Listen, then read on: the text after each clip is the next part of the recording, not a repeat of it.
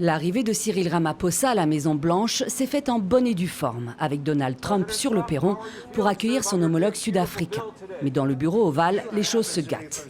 Accompagné de ses conseillers, dont le milliardaire sud-africain Elon Musk, Donald Trump brandit des coupures de journaux et diffuse des images vidéo censées montrer notamment des tombes.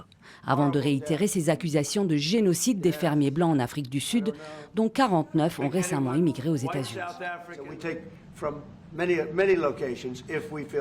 On accueille des personnes de tous horizons si l'on pense qu'il y a des persécutions ou un génocide en cours.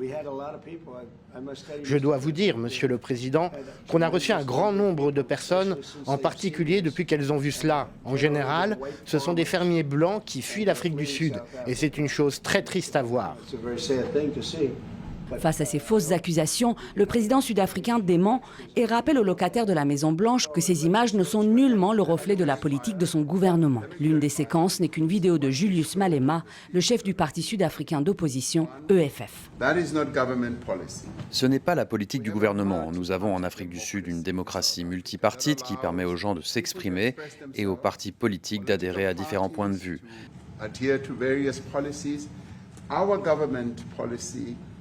La politique de notre gouvernement est complètement opposée à ce qu'il a dit, même au Parlement. Et il s'agit d'un petit parti minoritaire qui est autorisé à exister en vertu de notre Constitution. Mais vous les autorisez à prendre des terres ? Non, non, non, non. Personne ne peut prendre des terres. En février déjà, le président américain avait accusé l'Afrique du Sud de confiscation des terres et de génocide des fermiers blancs. Des accusations sans fondement, déjà démenties à l'époque par Pretoria, qui a de nouveau tenté de faire entendre raison à Donald Trump. Nelson Mandela nous a appris que lorsqu'il y a des problèmes, les gens doivent s'asseoir autour d'une table et parler.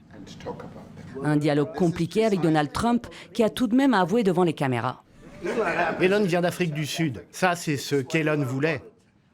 Les liens diplomatiques entre Washington et Pretoria sont particulièrement tendus depuis l'arrivée de Donald Trump et de son conseiller Elon Musk à la Maison-Blanche.